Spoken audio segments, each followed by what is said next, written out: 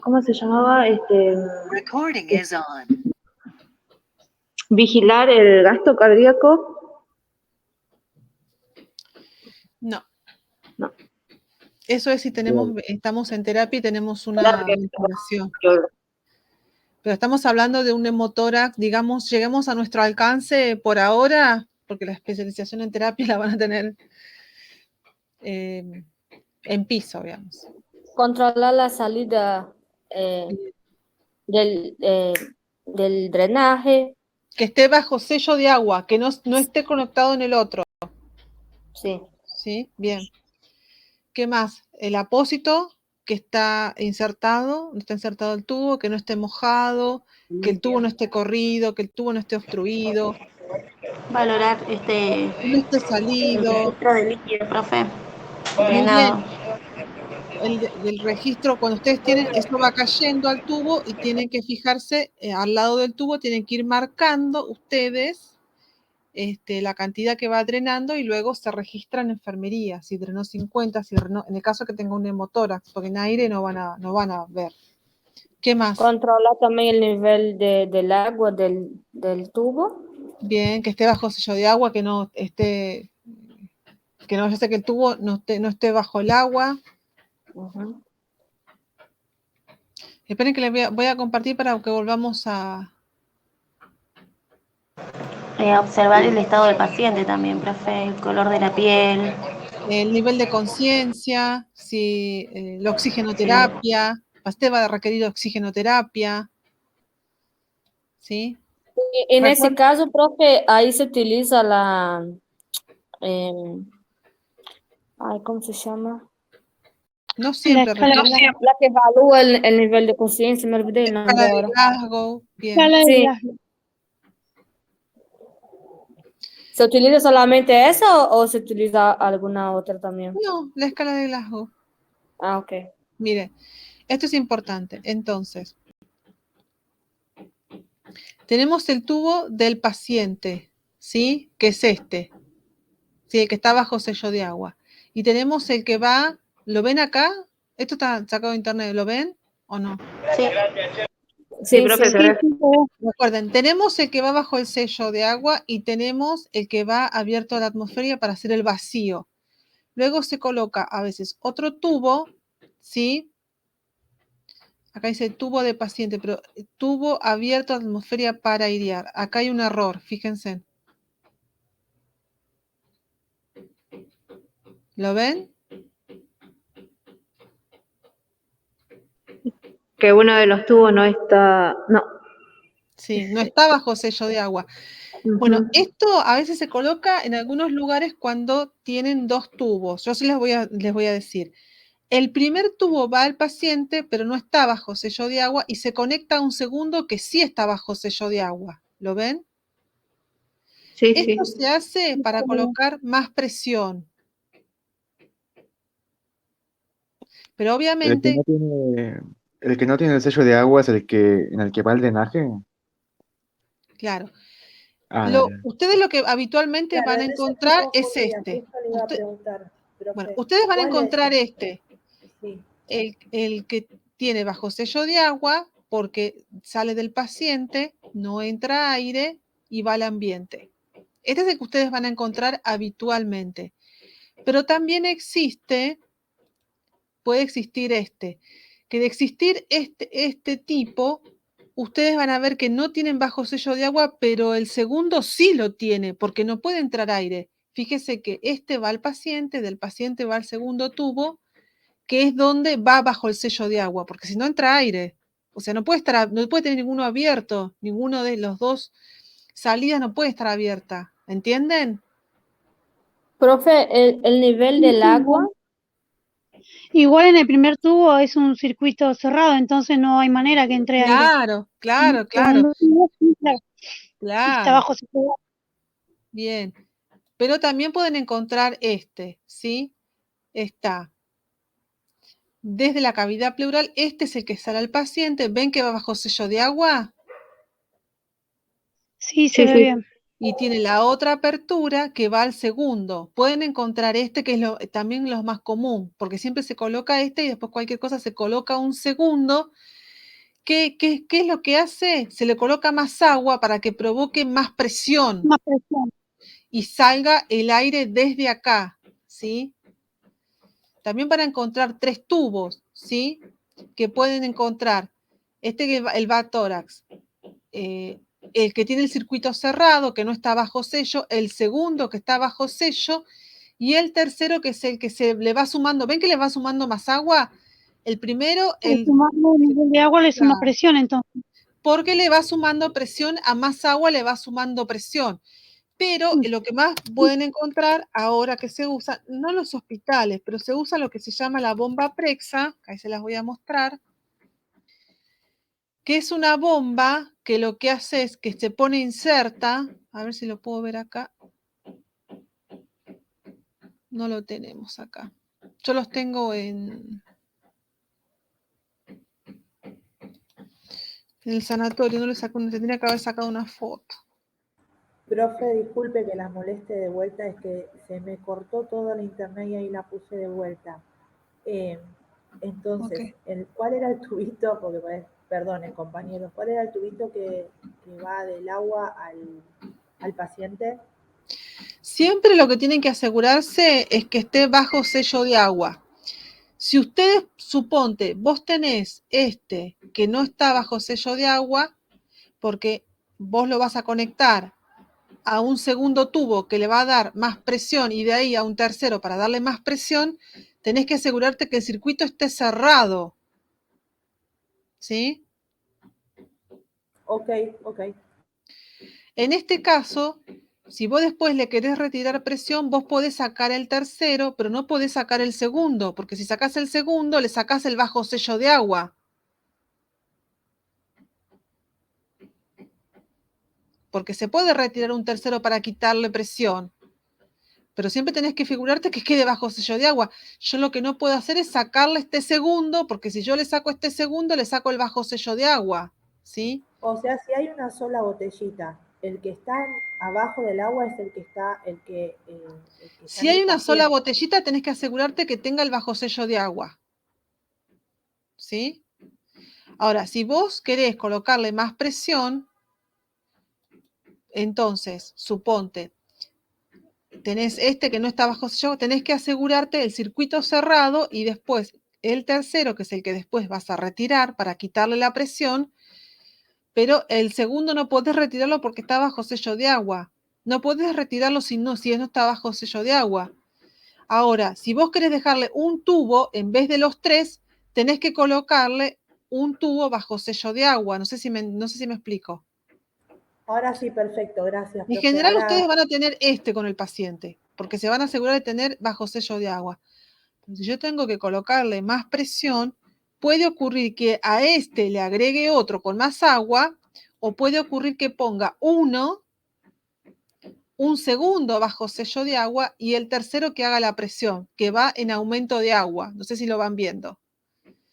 Pero si yo quiero volver a una botella, tengo que clampear y poner esta segunda botella directo, ¿sí? Porque siempre tiene que estar bajo Bien. sello de agua. No puedo dejar sin... Hay un error que cometen, que cuando van retirando la presión, retiran este y retiran este. ¿Y cómo vas a retirar este si no está bajo sello de agua el que queda? Tenés que colocar este que es el que va bajo sello de agua. O sea, este le coloco la presión. Ahora, suponte que yo le quiero sacar la presión, ¿sí? Suponte. Entonces tengo que pasar este directo al paciente, porque no puedo dejarlo sin bajo sello de agua, ¿entienden? Porque si no el aire entra. ¿Se entiende o no? Porque es Sí, complicado. se entiende. Bien. Profesora, una consulta. La Sí. colocación del tubo, ¿quién la realiza? O sea, el médico hace la incisión y también hace... Y coloca el tubo. Ok, y después, según indicación médica, se puede hacer estas diferentes variaciones. Mire, Se deben hacer. sí, esto lo puede hacer enfermería, Está bien. chicos, ¿eh? Esto Sí, lo puede hacer enfermería. Ustedes clampean, ustedes saben que no pueden clampear por mucho tiempo porque si no hacen un colapso, pero pueden clampear por unos segundos Igual que en el traslado, se clampea para pasar al paciente, luego se abre cuando lo vas a volver a pasar de camilla Suponte que vos tenés que hacer una tomografía de tórax. Clampeás, pasas a camilla, desclampeás. Clampeás, pasas a tomógrafo, desclampeás. Clampeás, pasas a camilla, desclampeás. Que eso lo tiene que hacer toda enfermería. Cuando llega, clampeás, pasás a camilla. ¿Entienden? O sea, se clampea por unos segundos, pero no mucho tiempo, porque si no haces colapso. En el caso, porque enfermería puede cambiar el tubo. Si el tubo se llena, vos lo podés cambiar, ¿sí? Pero tenés que asegurarte siempre de que esté bajo sello de agua. Si el médico te dice, bueno, póngale más presión, vos tenés que ponerle un tubo al vacío, el tubo bajo sello de agua para que no entre aire y la presión. ¿Sí? ¿Está? Profe, una pregunta. Sí.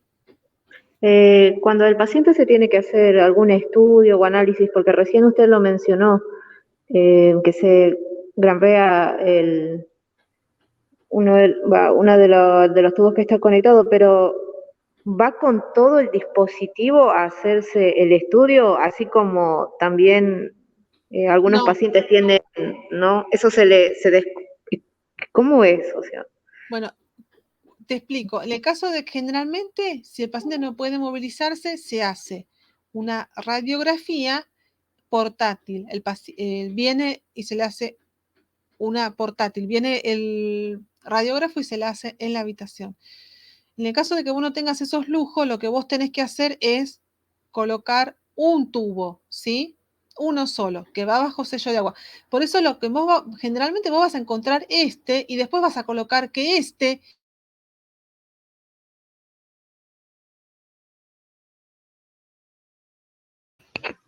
no, ya tenga uno, tengan dos o tengan tres, asegúrense de que esté bajo sello de agua siempre, que tenga circuito cerrado y que no vaya a ser que retiren el tubo bajo sello de agua y dejen, suponte, no vaya a ser que retiren el que tenga bajo sello de agua y dejen el otro, ¿entienden? Que está al vacío, porque si está al vacío me va a entrar aire.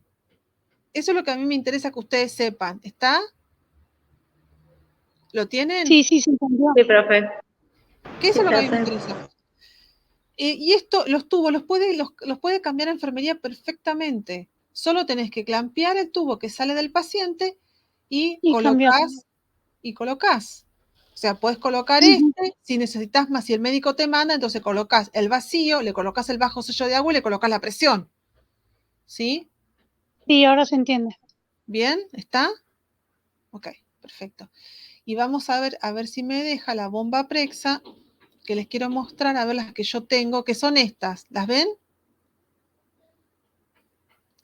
A veces, en vez de colocar un tercer tubo, se coloca un solo tubo bajo sello de agua, uno solo. ¿Y vieron el que va al aire? Vieron que nosotros dijimos vuelvo de vuelta, vuelvo de vuelta.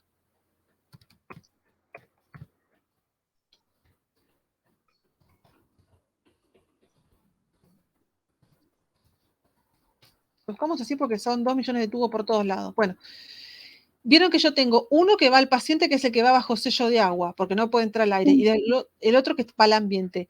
En este que va al ambiente, conecto la Prexa. En ese conecto la presa.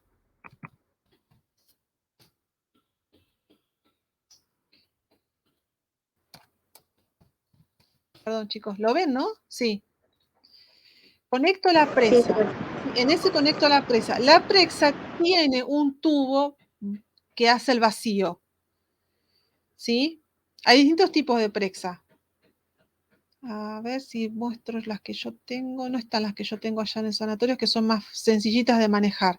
Pero bueno, se conecta una bomba que va eléctrica y esta bomba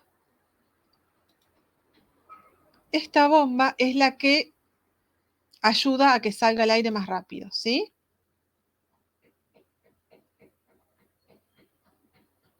Sí, sí, profe. Bien. ¿Estamos hasta acá? Entonces, yo quiero ahora que repasemos un circuito. Entonces dijimos, nivel de conciencia con la escala de Glasgow, dijimos, control de signos vitales, especialmente saturación y frecuencia respiratoria, permeabilidad de las vías aéreas, colocación de oxigenoterapia.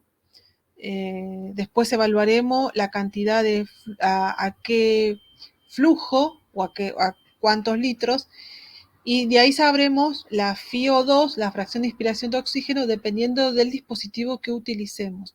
Si es cánula a bajo flujo, cánula a alto flujo, máscara de reservorio parcialmente cerrada o abierta, o máscara de Venturi, que es a alto flujo. Colocación de vía, acceso venoso periférico de gran calibre, 18-20. Asistir al médico, aplicar al paciente, colocarlo en posición Fowler o semi-Fowler a 30 o a 45.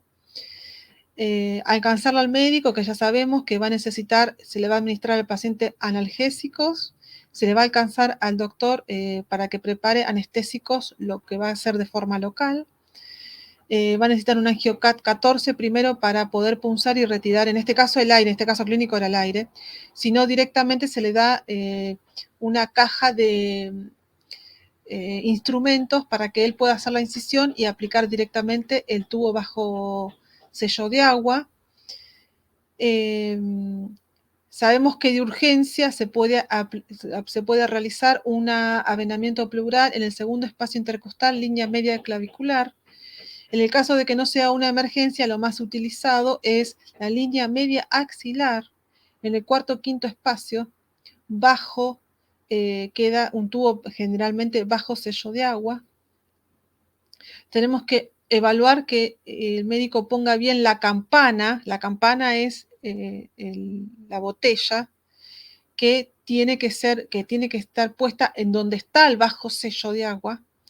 Que puede haber una campana bajo sello de agua o puede haber una campana al vacío y una campana bajo sello de agua para colocarle más presión, y ahí se lo coloca un tercer tubo con más agua para que tenga más presión. O puede haber un tubo bajo sello de agua más una bomba Prexa, ¿sí? Que ya tiene un tubo al vacío para poder realizar más presión y poder realizar el bajo sello de agua.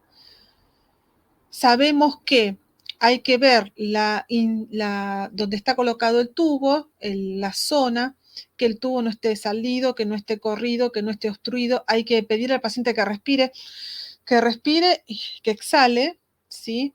Para ver que el tubo esté oscilante, en el caso de que sea hemotórax.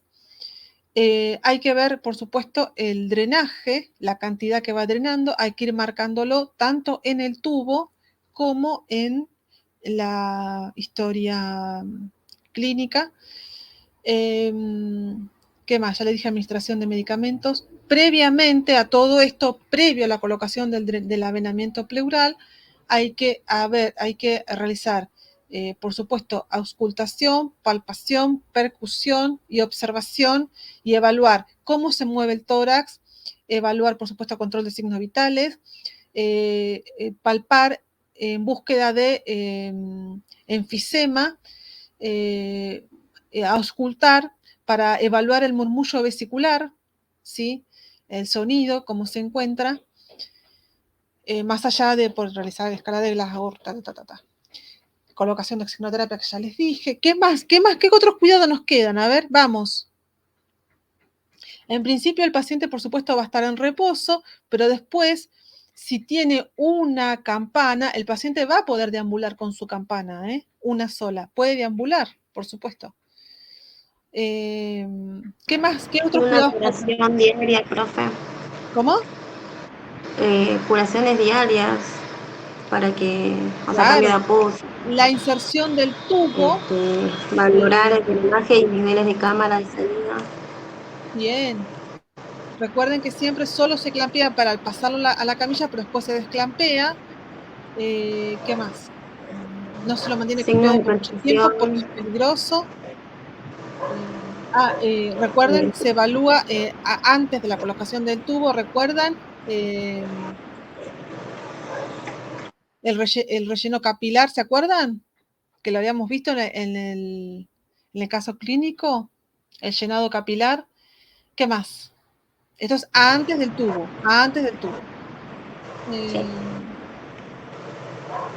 ¿Qué otros cuidados podemos tener? La dieta diaria del paciente, La profe. dieta, ¿sí? Si el paciente tiene una disnea progresiva, o sea, no va a querer comer, entonces se dan en pequeñas porciones. A medida que el tubo ingresa, automáticamente el paciente mejora la respiración. Sí, lo más probable es que ni siquiera requiera oxígeno. Lo más probable es que se lo tengamos que retirar porque el paciente solito va a mejorar. Pero de cualquier manera, evaluar esto de dar en pequeñas porciones para que no se canse. Y bueno, vamos. Sí. Esperen que les voy a pasar cómo sería el ABC. Acá, esto quiero que veamos. Es de un estudio, pero esto me interesa.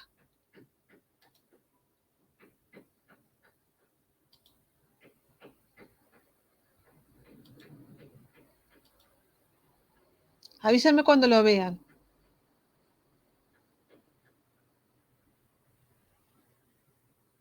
¿Ya lo ven? Yo veo la pantalla en negro, no sé. Sí, profe, se ve. ¿Se ve ahora? Sí, se ve. Bien. Bueno, entonces, veamos este algoritmo que es importante.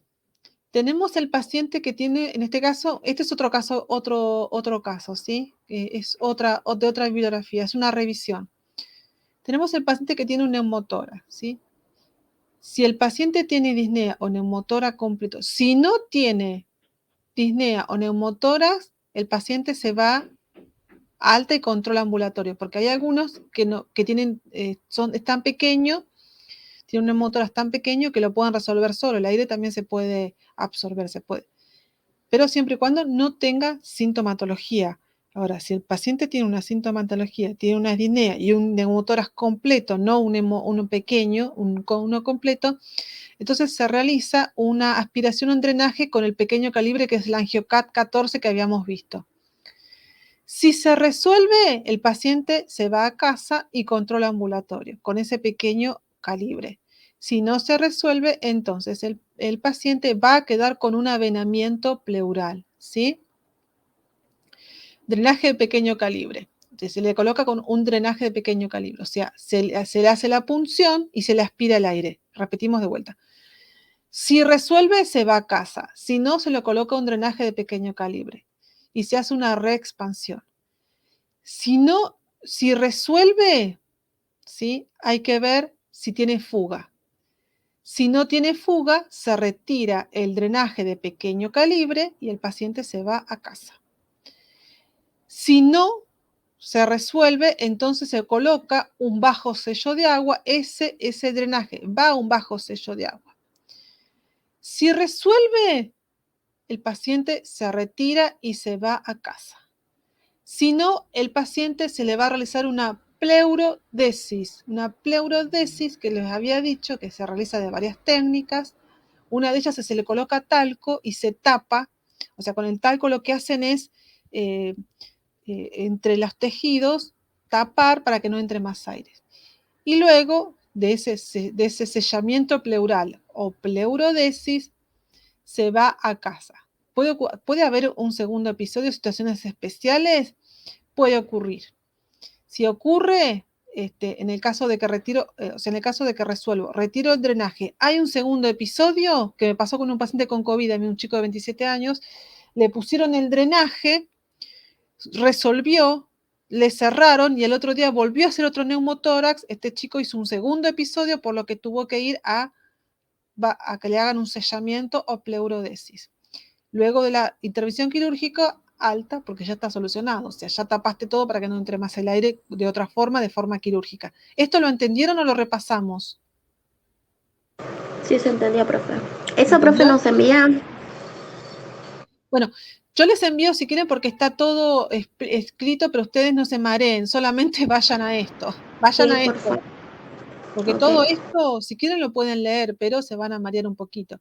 Porque acá lo que dice es, por ejemplo, que tiene que ver con, es una revisión. ¿Qué es lo que vieron, por ejemplo, acá este paciente? Fíjense, hallazgo típico de neumotórax en la radiografía de tórax, desviación del mediastino, que es lo que vimos, hizo un continidos al lado, hay un cúmulo de aire entre la pleura parietal y visceral, provoca visualización de la zona intratorácica. Entonces, este es un pulmón común y este es un pulmón colosado.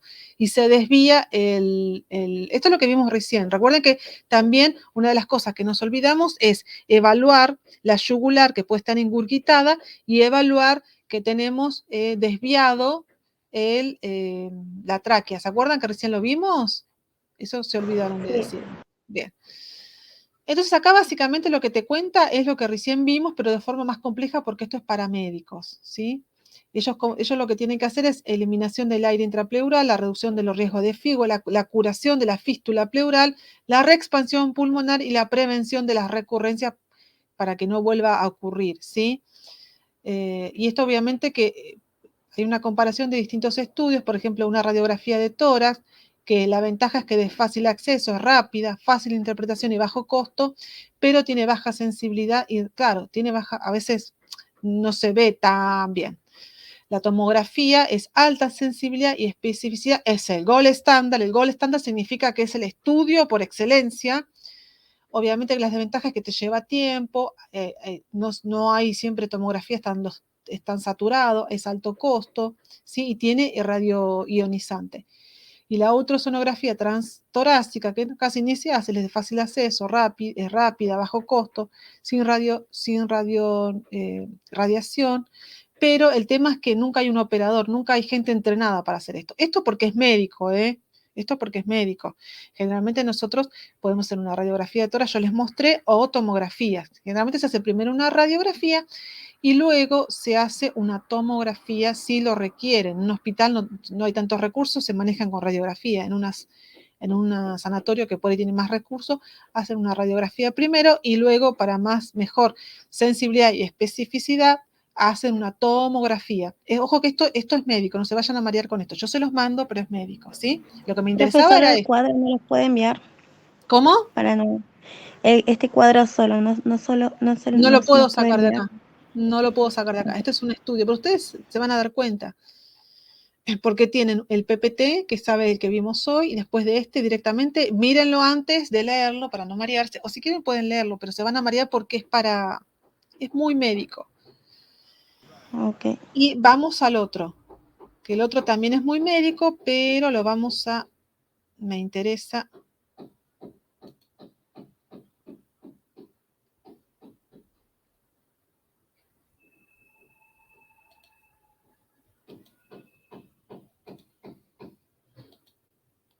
Que lo veamos, ¿sí? Ok. Bueno, también es un neumotor espontáneo, ¿sí? Bueno.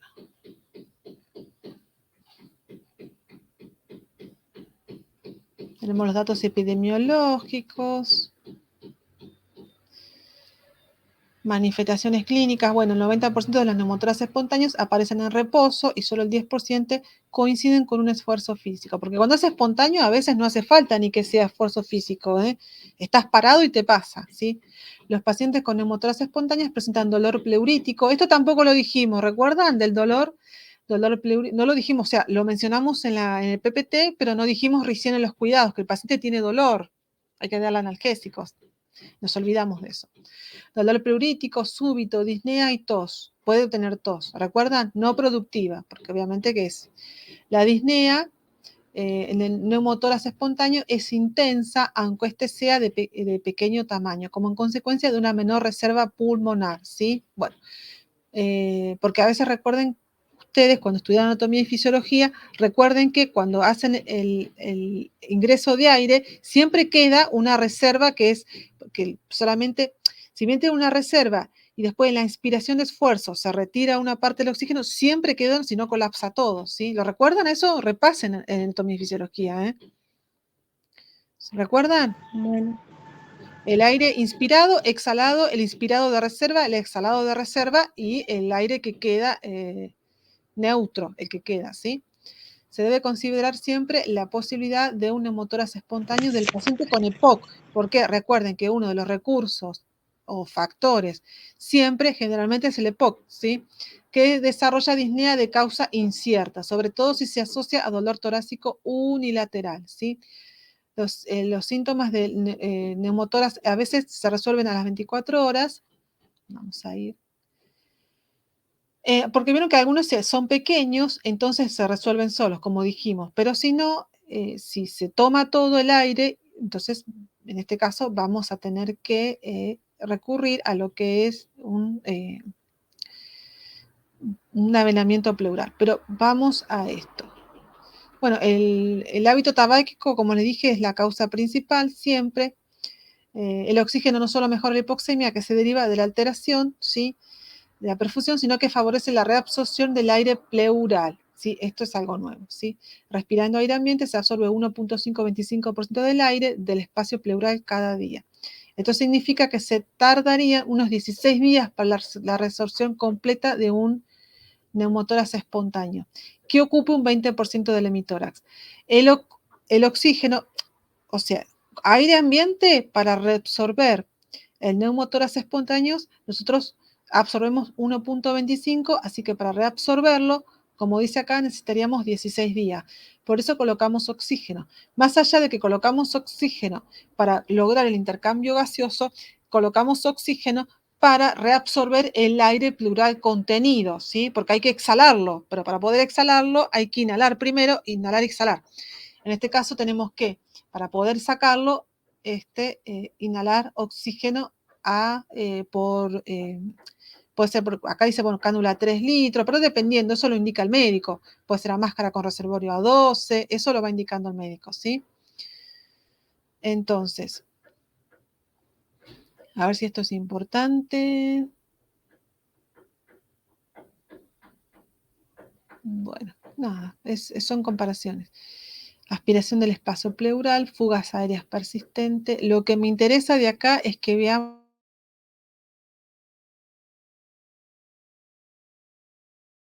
¿sí? El neumotórax espontáneo se utilizará con pleurodesis, se utilizará alguna medida terapéutica que prevenga las recurrencias después de un segundo episodio ipsilateral, ¿sí? Algunos autores consideran que dichas medidas ya se deberían aplicar en todos los pacientes con un primer neumotórax, especialmente si tienen menos de 40 años. Que esto es lo importante. Porque es lo que yo les decía, ¿se acuerdan del pacientito que tuve con COVID, que tuvo 27 años? Este pacientito tuvo un neumotórax, le dejaron un avenamiento pleural, inclusive le pusieron una bomba Prexa, resolvió el neumotórax, le retiraron todo y volvió a hacer un segundo neumotórax. ¿Por qué? Porque entre los tejidos todavía hay una fuga o inspiración de aire. Entonces, en este caso, el paciente, para que no vuelva a suceder, para que no vuelva a revertir, otra vez a recidivar, lo que se hace es se coloca un tratamiento que se llama pleurodesis. A ver si lo describe, que es lo que me interesa a mí. Un método para prevenir las recurrencias o las recidivas es la instilación en el espacio pleural de talco en solución o tetraciclina a través del tubo de la toracostomía. Generalmente se emplean 2 gramos de talco y en cualquier caso nunca más de 5 gramos por el pequeño riesgo de lesión pulmonar aguda o engrosamiento pleural con calcificaciones tardías. La administración de tetraciclina es dolorosa y el paciente debe ser premedicado con midazolam y un narcótico. Bueno, morfinas y esas cosas. A veces fentanilo se da. Se debe tener en cuenta que la pleurodesis a largo plazo puede dificultar intervenciones quirúrgicas futuras sobre la cavidad torácica, ¿sí? Porque obviamente es talco, están poniendo talco y están sellando con talco. A largo plazo puede tener nódulos pulmonares, por ejemplo, no diagnosticados y trasplantes pulmonares. De este modo, a los pacientes con fibrosis quística, vieron que la fibrosis quística ya es una enfermedad que hace que todo se vuelva como endurecido, como fibrosis, que son potencialmente candidatos a trasplante pulmonar, no se les debe realizar pleurodesis. Aquellos pacientes que ya tengan esta patología, fibrosis quística, no se le deben realizar un sellamiento pleural o pleurodesis, a menos que sea absolutamente necesario, porque obviamente empeora el cuadro a largo plazo. En los pacientes con neumotórax espontáneo simple, siempre se debe plantear de entrada un tratamiento que prevenga las recidivas, bien sea la pleurodesis o la cirugía toracoscopía, ¿sí? Y acá te habla de la cirugía toracoscopía, que es otro tratamiento. La toracoscopía realizada bien a través de... ¿Me están escuchando, no? ¿O estoy solo hablando? Sí, profe, estoy acá escuchándola. Bien. Sí, profe, ¿me está escuchando? Bien, la toracoscopia realizada bien a través de un único o de múltiples orificios y la toracotomía limitada por vía axilar son técnicas que permiten la resección de bulla seguida de pleurodesis. Les explico cómo es esto. Lo que se hace es, se ingresa, ¿sí? A través de un... ¿vieron cuando hacen la videoendoscopía que tiene una camarita? ¿Sí o no? Sí, profe. Bueno, Sí. estos se hacen como orificios, como cuando hacen una colelab, que ingresan también con varias, hacen varios orificios. Hacen varios orificios, ingresan y van resecando la bulla. Ahí dice resección de bulla, pero la sacan, la resecan. Y luego, en general, se hace una pleurodesis para sellar, ¿sí? O sea, sacan la bulla, digamos, no con un catéter, sino que ingresan y la resecan, la sacan a la bulla y sellan. El procedimiento de elección para esta última, por una simplicidad y efectividad, es probablemente la abrasión pleural con una gasa seca, aunque una alternativa es la insuflación de 2 gramos de talco, bueno, que es el que se usa para hacer la pleurodesis. A veces se puede hacer la pleurodesis o simplemente se deja si no recurren a pleurodesis, en el caso de que tenga una fibrosis quística, retiran las bullas de aire y dejan una gasa, ¿sí? El éxito de los métodos quirúrgicos es superior al 95% y el riesgo de recurrencia a través de neumotórax espontáneo es del 5%, ¿sí? La selección de los pacientes para una toracoscopía es un tanto controvertida, probablemente se debería recomendar si cumple alguno de los siguientes criterios. El pulmón no se expande, o sea, ya hicieron de todo y el pulmón no vuelve a expandirse. Persiste una fístula, o sea, broncopleural, o sea, persiste una fístula por donde entra aire y no hay forma de que selle. El neumotórax recurrente después de una pleurodesis química. Yo hice una pleurodesis y vuelve a hacer un neumotórax, cosa que no debería, porque recuerden que queda un 5%, entonces va a tener que volver a quirófano. O la profesión del paciente implica un riesgo propio y para otras personas en caso de recurrencia. Por ejemplo, un piloto de avión. Recuerden que un piloto de avión, como tiene diferencias de presiones, a esa persona va a haber que hacerle seguramente una toracostomía con pleurodesis, va a haber porque en cuanto suba al avión, en cuanto suba a una diferencia de presión atmosférica, este paciente va a volver a hacer un neumotórax espontáneo, ¿sí? En este caso, barotrauma. ¿Lo recuerdan? Barotrauma, ¿sí? El barotrauma también puede terminar en un neumotórax espontáneo. O sea, La que una hemorragia, persona, perdón, sí, profe. O sea, que una persona que tuvo una toracentesis también después la puede repetir cuando sube a un avión según donde trabaje o lo que haga. ojo que no es toracocentesis, no se olviden, es toracotomía, es otra cosa. Perdón, toracotomía. Toracocentesis para retirar líquido, ¿sí? De la cavidad torácica. Esto es una toracotomía, ¿para qué? Para resecar o retirar las bullas de aire y luego hacemos pleurodesis o sellamiento pleural para que no vuelva a generarse ruidos más ruido más ruido, para que no vuelva a generarse la bulla, ¿sí? En este caso, recuerden que un piloto de avión, como ya de por sí va a tener una modificación de su presión atmosférica cuando suba, lo más probable es que vuelva a ser un neumotórax espontáneo. Este paciente, además de la toracoscopía porque entro con la cámara para ver y a su vez hago la toracotomía, que es para retirar la bulla, va a requerir de una pleurodesis, un sellamiento pleural, porque en cuanto suba, chau, ¿sí? Vuelve nuevamente a realizar un neumotórax espontáneo, ¿sí?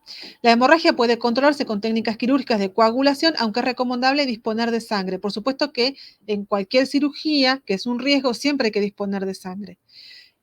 Para uso inmediato. El desgarro de una bulla durante la rotura de adherencias pleurales que está localizada en base de alguna de ellas se suele resolver aplicando talco y succión. O sea, se succiona, se reseca, digo yo, pero en realidad se succiona. El enfisema subcutáneo no requiere ningún tratamiento porque se absorbe solo. Entre un 2 y un 10% de los pacientes con neumotórax espontáneo y hasta el 30% de los casos en uno simple y en uno NS es simple, y el otro es NP, creo que es pleural, que se someten a una toracoscopía, requieren un cambio de toracotomía debido a dificultades técnicas, sí, pero en general quienes los hacen están muy bien. Después no sé si, y después tienen una conclusión. Lo que me importaba de este estudio, ¿sí? Era leer solamente la parte esta, la última parte, porque lo demás es muy médico. Saco de cosas médicas porque es el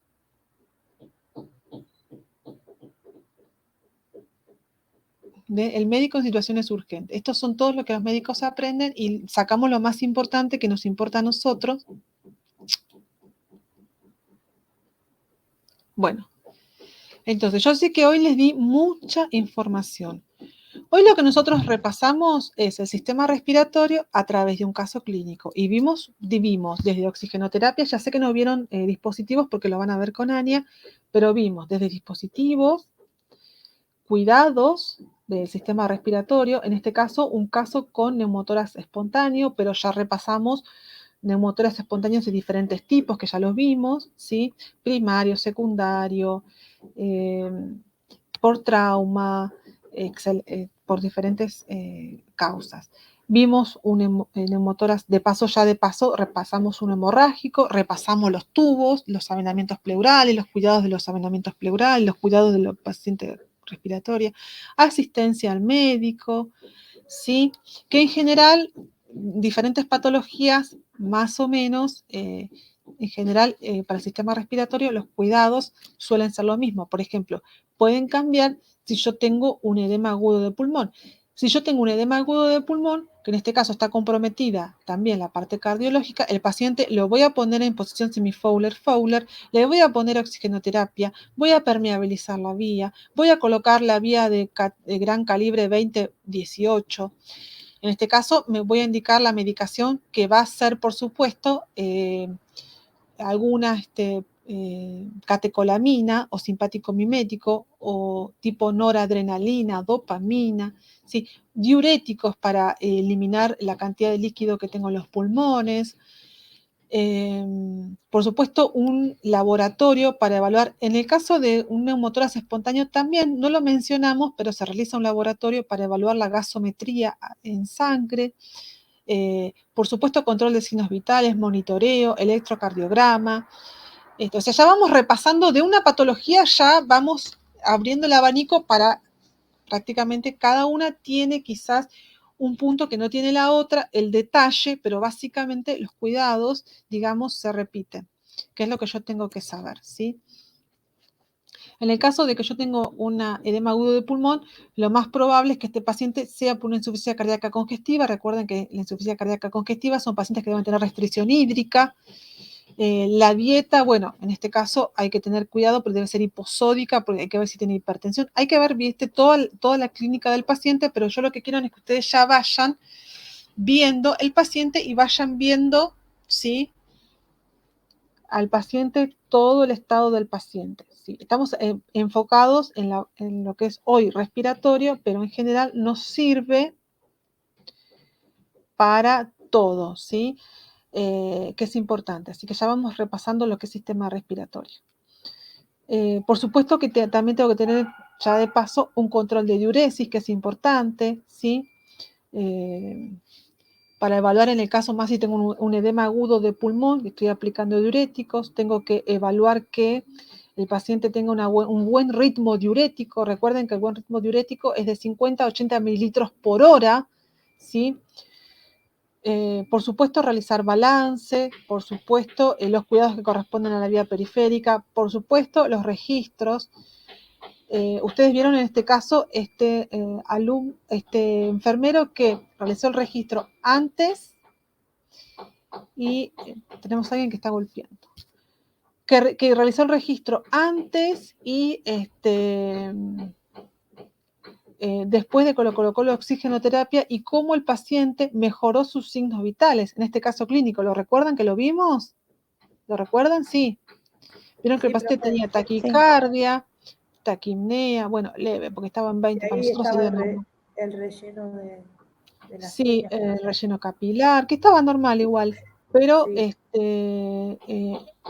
pero pudimos ver el registro como después, cuando se le colocó, simplemente no se le había hecho todavía el avenamiento pleural, pero simplemente cuando se le colocó oxigenoterapia, cómo el paciente mejoró los signos vitales, ¿sí?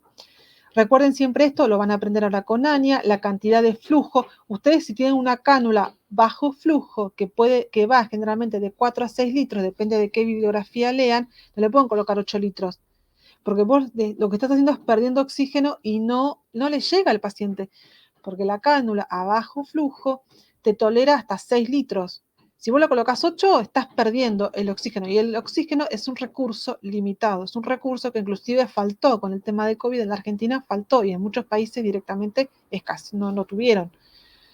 Entonces, es un recurso que hay que utilizarlo bien. Si yo voy a colocar, si mi paciente necesita más de 6 litros, voy a entonces cambiar el dispositivo, puedo pasar a una máscara de Venturi, sí, que la puedo poner a una FiO2 del 25, 50 o 100%, que es de alto flujo, puedo pasar a una máscara con reservorio o, ¿sí? Con circuito cerrado o parcialmente o abierto, o puedo pasar a una máscara, o bueno, puedo pasar a una cánula de alto flujo de oxígeno que se conoce como CAFO. Las CAFO o cánulas, que no son las cánulas de bajo flujo, ojo con eso. Las CAFO o cánulas de alto flujo de oxígeno, entonces van más allá de 6 litros. Yo tengo que ver la cantidad. Si mi paciente con 3 litros se arregla, listo, le pongo una cánula a bajo flujo y se terminó el problema. Eso tengo que evaluar también el recurso que implica el oxígeno. Por supuesto que ya, dependiendo del dispositivo, yo tengo que tener en mi cabeza la fracción de inspiración de oxígeno que entra, que lo van a aprender a con Ania. Lo que es, por ejemplo, la cánula en la fracción de inspiración, yo sé que va del 0,25 y algunas bibliografías te plantean al 0,40, otras al 0,50. Pero más o menos sabemos que la inspiración de oxígeno es baja. Yo le estoy dando de 4 a 6 litros y inspira lo que llega, es bajo, es un porcentaje bajo. Si yo utilizo una máscara con reservorio, depende si es circuito parcial, cerrado o abierto, puedo tener una fracción, puedo ponerla hasta 12, 15 litros, 10, 12, 15 litros, dependiendo de la bibliografía que lean, y la inspiración de oxígeno va a ser de un 80 a un 100%, ¿sí? De inspiración de oxígeno. O puedo poner una máscara de Venturi, que la máscara de Venturi viene con una válvula regulable en donde yo puedo regular y decir si quiero que tenga una inspiración de oxígeno del 25, del 50 o del 100%, ¿sí? O sea, yo ya conociendo el dispositivo, yo ya sé cuánto aire le tengo que colocar, cuánto oxígeno, y cuánto le va a llegar de ese oxígeno al paciente. Por supuesto, recuerden siempre mantener preparado todo lo que tenga que ver con el circuito de aspiración, porque las vías aéreas deben estar permeables. En el caso de que yo tenga un neumotórax o hemotórax, generalmente las vías están permeables. Pero en el caso de que yo tengo, por ejemplo, una neumonía, en donde implica una infección que implica, por supuesto, la generación de mucosidad, lo más probable es que tenga que hacer aspiración, ¿sí?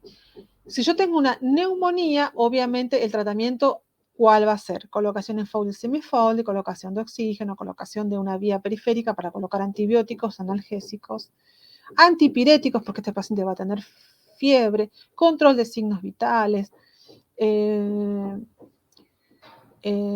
Por supuesto, en este caso, permeabilizar la vía, porque el paciente va a tener una mucosidad, puede tener inclusive expectoración, puede tener inclusive tos.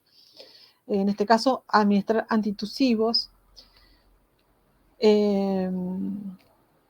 Bueno, también se puede hacer laboratorio para hacer gases en sangre, tomografía para evaluar, o una radiografía también, pero el gold estándar siempre es la tomografía porque puede evaluar los infiltrados pulmonares, o sea, si hay derrames, si hay derrames pulmonares, perdón, si hay líquido, grado de infección. Sí, a veces, sí. También para la bronquiolitis, porque estuvo mi Sí. nieto internado y le hacían lo que usted dice. Claro. Si veían que bajaba el oxígeno, lo aspiraban. Claro. Claro, porque se llena de mucosidad, entonces el oxígeno no está ingresando, entonces en ese caso, bueno, hay que permeabilizar la vía con aspiración. Bueno, a ver, ya pasamos por neumonía, pasamos por edema agudo de pulmón, pasamos por neumotórax, hemotórax, pasamos por EPOC. Sabemos que el EPOC, los pacientes que tienen EPOC, sabemos que son retenedores de dióxido de carbono. En general, tratamos de que la fracción de inspiración de oxígeno no llegue, digamos, no sea tan alta, porque en realidad estos pacientes deben saturar no más de 92, porque su cuerpo ya está acostumbrado. Estamos hablando de ya un EPOC crónico, ¿no? Está acostumbrada a vivir con un dióxido de carbono alto, ¿sí? Así que en general a estos pacientes se les pone cánula y se observa que no superen el 92% de saturación. Ya pasamos por EPOC, o sea, fuimos repasando varias patologías y sus cuidados. Generalmente en todas ellas el gol estándar para el diagnóstico es una tomografía, gases en sangre, que es muy importante para evaluar cómo está la saturación y la presión de oxígeno y la presión de dióxido de carbono y el dióxido de carbono. A ver, ¿alguien más quiere que repasemos algo más de respiratorio?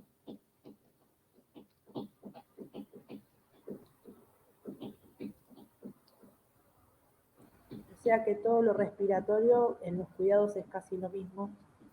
Claro, solo que tenemos que siempre memorizar, en realidad no es lo correcto, aprender la definición de la patología, porque si bien nosotros ya tenemos una base, tenemos que ver el detalle. Por ejemplo, ya ponemos como fijo Fowler, semifowler para expansión, una expansión mejor del tórax, en este caso, y una reexpansión pulmonar. Ya lo sabemos. Colocación de catéter, oxigenoterapia, permeabilidad. Ahora, veamos en qué patología estamos. Esto es para que les ayude a ustedes para estudiar. ¿De qué patología estamos tratando? Estamos tratando de una neumonía es infección. ¿Qué se le agrega? Se le agrega fiebre, ¿sí? Se le agrega una infección. Se le agrega que va a tener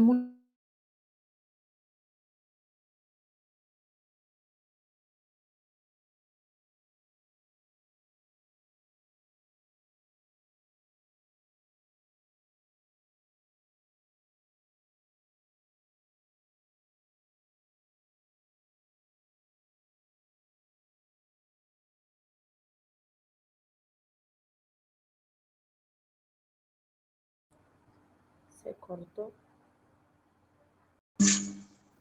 Sí, se cortó. Sí. Ahí está. ¿Ahí me escuchan? Ahí se escucha, profe. Sí, porque me di cuenta Ahí porque está. enseguida se puso blanco la señal. Hoy no tengo buena señal. Bueno, entonces si tengo un edema agudo de pulmón, tengo agua, porque yo sé lo que es un edema agudo. Si tengo agua, entonces, ¿qué voy a implicar? Va a implicar que va a tener diuréticos, va a implicar que está afectada la parte cardiológica o puede estar afectada la parte cardiológica, por lo que vamos a tener que aplicar medicamentos, en este caso vamos medicamentos cardiogénicos. Si tengo, por ejemplo, ya neumotoras, bueno, esto va a implicar que hay un cúmulo de líquido que vamos a tener que retirar, va a tener que implicar un avenamiento pleural. Entonces, yo lo que tengo que hacer es primero aprenderme la definición de qué significa cada patología y después a eso le agrego la base de los cuidados de enfermería y a eso le agrega el detalle que corresponde a cada patología. Por eso yo les dije, agrupen las infecciosas por un lado, que sabemos que van a requerir fiebre, bacteriemia, ¿sí? Por lo tanto que eso van a requerir quizás de una hidrocortisona por la bacteriemia. ¿Sí? Por otro lado, sumen todo lo que es neumotórax, hemotórax, ¿sí? Etcétera, por otro lado, y edema agudo de pulmón, que sabemos que es un pulmón encharcado, un pulmón lleno de agua, ¿sí? Y así las van agrupando para poder ustedes tener un conocimiento y que en el momento que tengan, está bien. Ahora nosotros vamos a, al final, dar Profe, 5 casos, pero para ustedes, para estudiar para adulto y anciano, vayan tratando de estudiar de esta forma, ¿sí? ¿Cuál es la diferencia de la neumonía por la bronconeumonía? ¿Es lo mismo? Es la localización. Una Ah, bronconeumonía, solamente la neumonía está localizada en los bronquiolos, mientras que una neumonía te toma todo, digamos, no solamente los bronquiolos, sino que te toma todo el pulmón, ¿sí? ok, ¿Ok? gracias. La neumonía tiene varias zonas, ¿sí?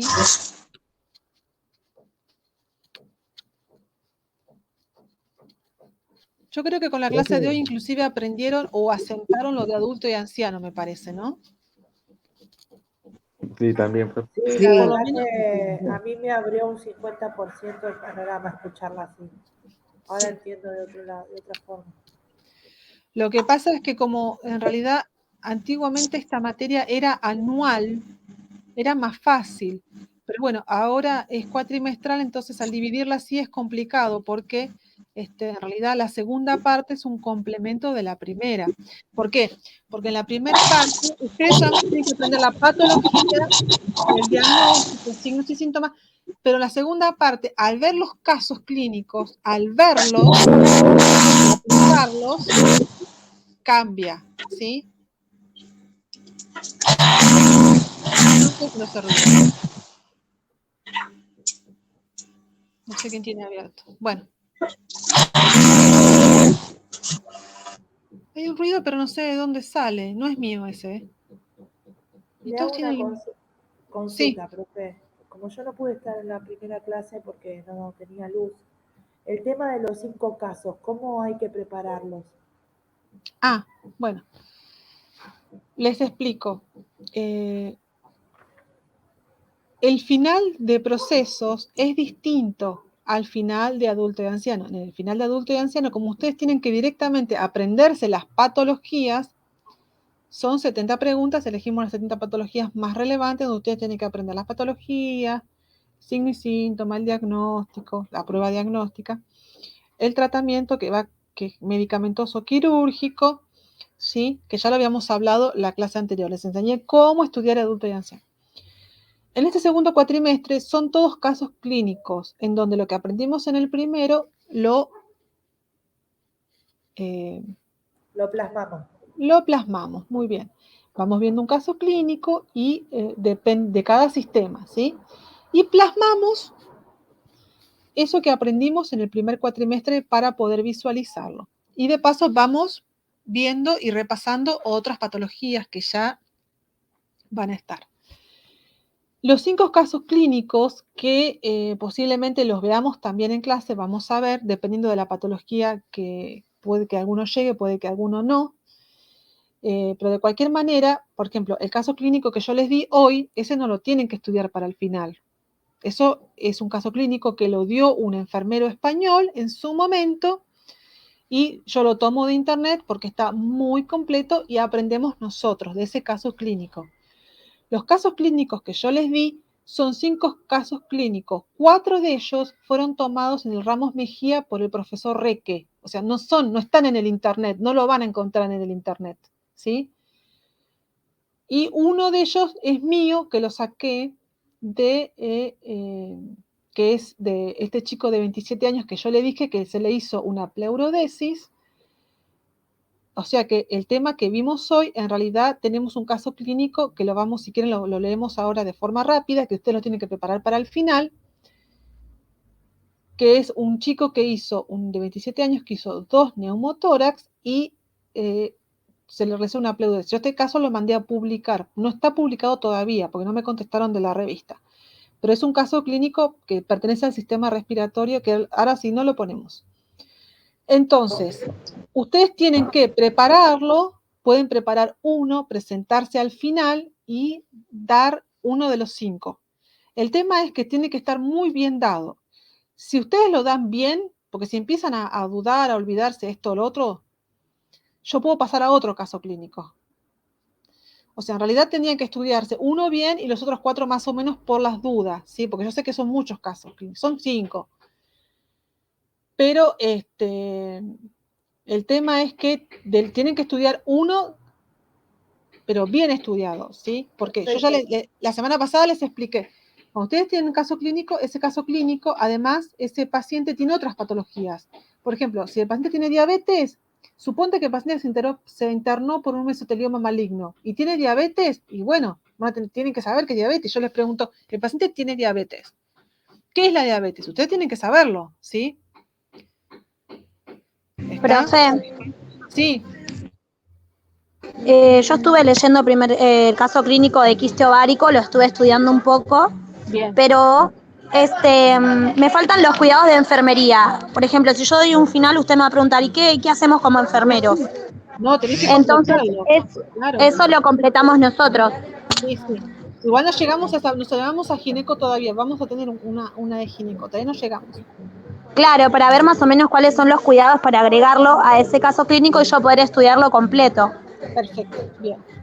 Bueno, antes entonces, porque ya suprimí un recreo porque empezamos tarde. Vieron que en vez de empezar a 7:40 empezamos en realidad -5, -10, -5, ¿sí? Para esperar a las mamás que lleguen.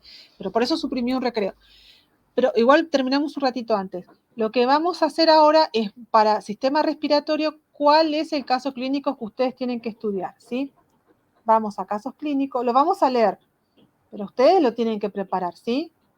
Antes de que lo lea, mi pregunta es, si nosotros Sí. los hacemos en las hojas como nos había mandado en la anterior, y se los mandamos para que usted vea si están bien o están mal, No, no, nada. eso no No, se puede hacer. no, no, Okay. no.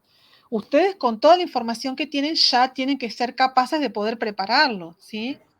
Lo preparamos con el NANDA, el NIC, el NOC, eso le pregunto porque no estuve en la otra clase. Ah, perdón, vos estás hablando para el primer tramo, que el primer tramo es el PAE, Claro. Y el examen presencial.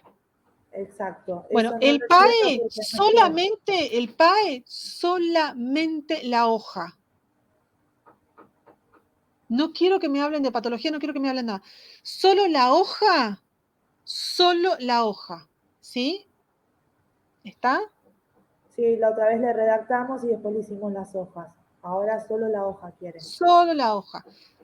¿Solo vieron la planilla de Nanda, Nok y Nick? Sí. Solo esa planilla, nada más. ¿Y el caso lo elegimos nosotros o usted nos los da? Uno de esos 5 casos. Ah, ok, listo, gracias. Yo no sé si el que yo hice no tenía ya el Nanda incorporado, ¿eh? Bueno, esperen que lo voy a compartir. Así lo leemos porque obviamente que lo tienen que preparar ustedes. Pero lo leemos. Que este va a ser el caso que representa sistema respiratorio, que obviamente hoy no lo vimos.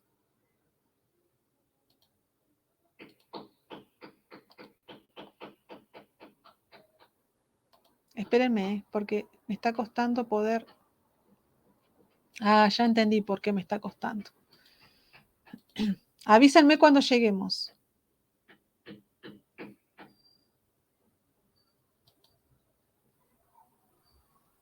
¿Se ve? Ahí se ve. Sí, se ve. Ahí se ve. Bueno, este es un caso escrito por mí, que es un paciente mío, que me dio su autorización para poder publicarlo, que fue el año pasado, un chico de 27 años, de la nada, sin ningún antecedente de nada, hizo neumotórax espontáneo secundario a una infección por COVID. Este paciente tuvo COVID y nunca tuvo un solo síntoma, no tuvo nada. Y de repente hizo un neumotórax espontáneo. Entra a la guardia y ahí le descubren neumotórax espontáneo, le hacen un hisopado y descubren que tiene COVID. El chico nunca se enteró, ¿sí? Entonces, en diciembre de 2019 se reportaron casos de un nuevo coronavirus como la causa, esta es la introducción, ¿sí? Como la causa de un brote de enfermedad respiratoria aguda en Wuhan, una ciudad de China, denominado síndrome respiratorio agudo severo. Bueno, toda esta es la explicación que yo tuve que dar porque me pide la revista. Actualmente esta infección respiratoria aguda se encuentra en investigación ya que aún no se conocen todos los efectos adversos producidos. Bueno, acá pongo la metodología, no se mareen con esto, sáquenlo, vuélenlo. Ah, le puse el NANDA entonces me parece. Bueno, entonces vamos a caso clínico, acá, ¿sí? Paciente masculino de 27 años de edad, argentino, con ascendencia libanés, sin antecedentes relevantes, ingresa el 31 de julio del año 2020 a la guardia por dolor en hemitórax izquierdo. Comienzo súbito. Se realiza una tomografía de tórax sin contraste, evidenciándose la presencia de neumotórax grado 2, que comprime de forma parcial lóbulo superior izquierdo y lóbulo medio, observándose una imagen de vidrio esmerilado de distribución periférica que compromete el segmento posterobasal del lóbulo inferior izquierdo con leve derrame en fondo de saco pleural izquierdo sin consolidación. Figura 1 y 2. La figura 1 y 2 creo que están al fondo. Taratata. Acá está la figura 1, ¿sí? Todo esto que está negro, negro, y la figura 2, negro, negro. ¿Lo ven ahí? Se ve perfecto, ¿sí? ¿Lo ven? ¿Lo ven? Sí, profe, sí, sí. Bien. Entonces, me parece que lo tienen todo resuelto. Entonces, bueno, se pidió interconsulta con cirugía de tórax que coloca avenamiento pleural bajo sello de agua en el quinto espacio intercostal. Posteriormente, o sea, línea media axilar, recuerdan, porque si hubiera sido segundo espacio, hubiera sido línea media clavicular. Posteriormente se realiza una radiografía de control que evidencia expansión del campo pulmonar izquierdo. Además del laboratorio y electrocardiograma de control, se realiza un hisopado para detección de COVID que dio positivo. El chico no tenía ningún síntoma. Bueno, acá tiene todos los laboratorios. Bueno, se realizó también una tomografía, una radiografía, un electrocardiograma, un hisopado. Este chico, las indicaciones fueron ketorolac 30 miligramos cada 8, tramadol, fíjense en que él no necesitó morfina porque resolvió con tramadol, omeprazol 40, plan de hidratación dextrosa al 5% en solución fisiológica a 35 gotas, un anticoagulante, Clexane, cada 24 horas y dieta general. Entonces acá va la valoración cefalocaudal, Glasgow 15 en 15, pupilas taca, tiqui, tiqui, tiqui, todo esto lo van a estudiar. Fíjense, tuvo un grado de hipertensión 155-80, que obviamente después de que le colocaron el avenamiento pleural redujo a 115-83, ¿sí? Sin fiebre, saturaba 98, a pesar de tener un derrame, saturaba perfecto, frecuencia cardíaca muy bien. Bueno, se realizó el de caída, que dio un riesgo bajo, ¿sí? Este chico tuvo una bomba prexa, ¿eh? Acá va la valoración según Virginia Henderson, la evolución del paciente, ¿sí? Y acá se discute un poco, se realiza una revisión bibliográfica, no se mareen con esto tampoco, porque a ver si existió algunos casos anteriores. Este paciente termina en pleurodesis porque realiza un segundo. En la evolución yo lo coloco. El paciente continúa con aerorragia, o sea, aerorragia significa que sigue habiendo aire, entrando aire, por lo que se coloca la bomba prexa el 6 de agosto. El paciente mejora, por lo que se decide retirar el 12 el drenaje pleural. A la noche del mismo día, el paciente comienza nuevamente con dolor súbito en el hemitórax izquierdo, por lo que se realiza una nueva tomografía de control, cuyo resultado fue un hidroneumotórax. Volvió a realizar otro neumotórax, grado 3 ahora. O sea que tenía un grado 2 y realizó otro grado 3, evidenciándose colapso parcial del lóbulo superior y casi total del lóbulo inferior, desplazamiento del mediastino hacia la derecha. Se observa aumento de compromiso en comparación con la tomografía anterior. O sea, 3 y 4 son las otras tomografías del segundo neumotórax. Por lo que se decide una conducta quirúrgica el 13 de agosto. El paciente ingresa a quirófano donde en intervención video asistido, porque recuerden que es videotoracotomía, se observa hidroneumotórax loculado, adherencias pleuropulmonares firmes al opérculo torácico y mediastino superior. Se realiza debridamiento pleural. Debridamiento es para retirar las adherencias, ¿sí? Con aspirado de 1000 centímetros cúbicos de débito hemático. Se realiza una decorticación pulmonar logrando liberar el pulmón con una adecuada expansión. Decorticación porque tienen que retirar todo eso grueso que estaba, ¿sí? Se observa aerorragia desde el segmento apical del lóbulo superior, se realiza un control de hemostasia desde brida sangrante, brida es la adherencia, desde pleura mediastinal superior con segmentopía apical, o sea, se le retira un pequeño del lóbulo superior izquierdo con endosutura, o sea, se al pulmón se lo sutura, con control de hemostasia y aerostasia, con pleuroabrasión, ¿sí? Lavado y aspiración. Pleuroabrasión porque se coloca el talco, pleurodesis. Se lava y aspira. Se cierra por planos dejando avenamiento pleural K225 con bomba prexa. O sea, vuelve otra vez con avenamiento y bomba prexa. El paciente ingresa a la unidad de cuidados intensivos por 24 horas, pasando luego a internación general. Luego de intervención, las indicaciones médicas fueron omeprazol, 40, bueno, taca, todo esto por violar. El paciente continúa con aumento pleural hasta el día 18 de agosto. El paciente se retira de alta por sus propios medios 2 días después. O sea, el 18 se le retira, va a unidad de terapia intensiva, baja a piso de vuelta, se le retira y 2 días después se va. La discusión. Y acá yo realizo esto lo hice yo, no lo van a encontrar en ningún lado porque lo hice yo. Una revisión bibliográfica de esto, de los signos y síntomas que presentan, que generalmente este tipo de estudios, lo pueden leer si quieren, esto no hay problema. Bueno, realizo la conclusión, las consideraciones éticas y miren, tomografía 1, 2, las 3 y la 4 y taca. Necesidad de Virginia Henderson y miren ustedes, ¿qué les parece? Me tocó a mí, hacerlo. Miren, está todo hecho. Está hecho. ¿Y entonces qué hacemos nosotros? No, este no lo elijan, no sean malvadas. Este ya está hecho. ¿Ves? Así que si quieren un ejemplo, acá lo tienen. Este está hecho por mí para la revista, ¿sí? Utilizando la gráfica que ustedes utilizan, ¿sí? Igual también muy jugado elegir ese caso porque usted lo sabe de memoria, ¿eh?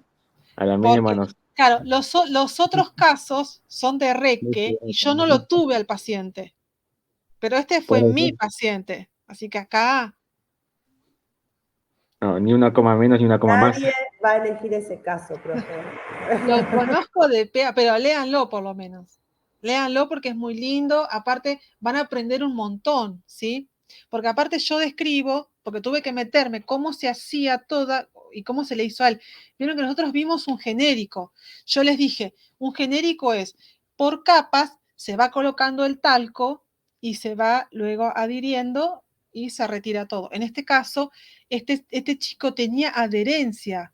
Hubo que ingresar, retirar las adherencias, separar las capas, hacer una decorticación, volver a... ¿Está Ale? Ale, ¿te fuiste? Ale, está Diego. Diego, ¿me lees la definición de decorticación que no me acuerdo? Era, ¿me la lees para decirla bien técnica? ¿Tenés? ¿Me la buscás? Diego, ¿estás? ¿O Diego se me fue? Yo de paso trabajo en un... Estoy ahí.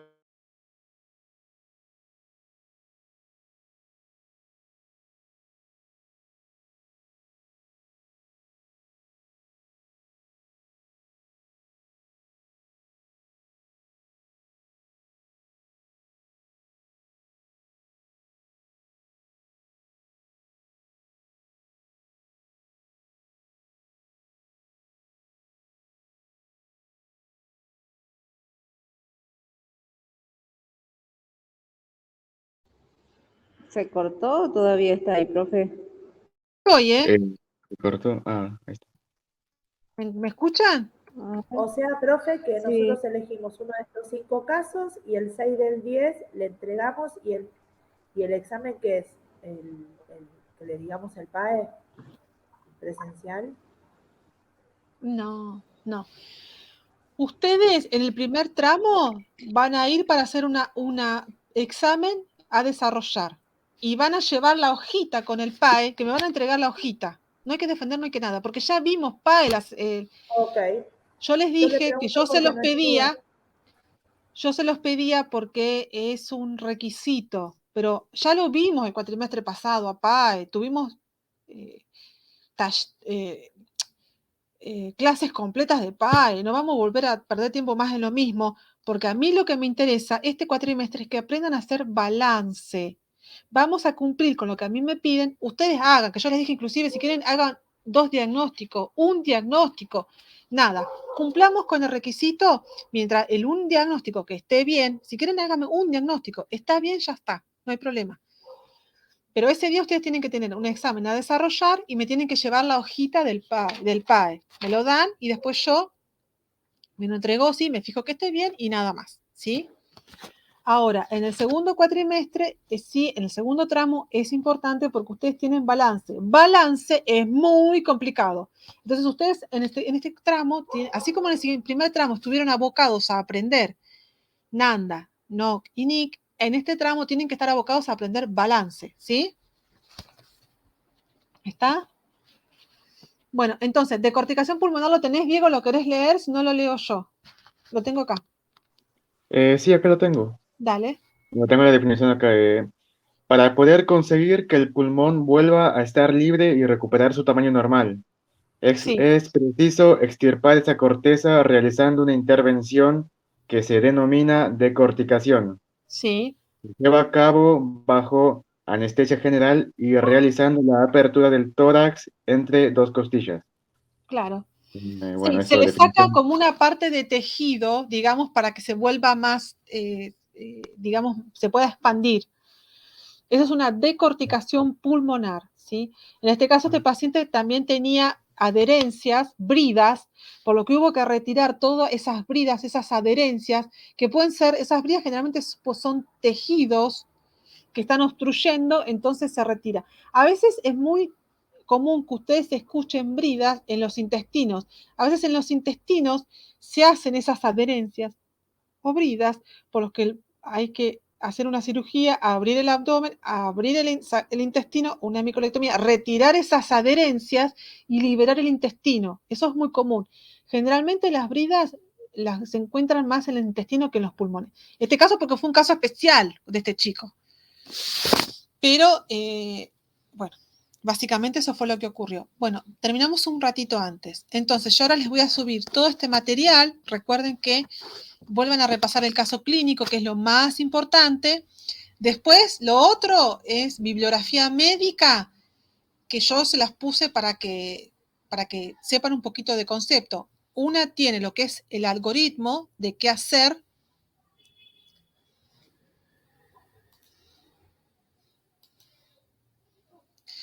Una tiene lo que es el algoritmo de qué hacer.